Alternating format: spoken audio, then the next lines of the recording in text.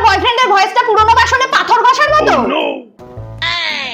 ঠিকই তো বলেছি, সেদিন ওর ভয়েস শুনে 3টে কুকুর তাড়া করেছিল ওকে। তোরাও বলেছিস আমার বয়ফ্রেন্ডের ধাক্কায় দুজন সাইকেল নিয়ে পুকুরে পড়ে গেছে। জিম করা ফিজিক বোঝো? বুঝে কাজ নেই, যারা বুঝেছিল তারা জলের নিচে খাবি খাচ্ছিল। তুই কি বলেছিস আমার রোহিত নাকি কুতুব মিনারের মতো লম্বা, তাই কথা বলতে গেলে স্পন্ডালাইটিস হয়ে যায়? অলরেডি আমাদের ঘাড়ে ব্যথা হয়ে গেছে রে কথা বলে। আবে সালে, আর কিছুদিন পর তোরও হয়ে যাবে স্পন্ডালাইটিস, চিন্তা নেই। আজকের মুরগি হলি তুই। চল চল চল, 1000 টাকা বার কর। চ্যালেঞ্জে হেরে গেছে।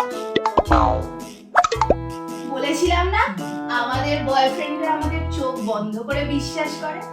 ঝগড়া তো সাকসেসফুল ভাই। ভাই 2000 টাকা দিবি? বলেছিলাম না আমাদের গার্লফ্রেন্ডরা ঝগড়া নাটক করছিল।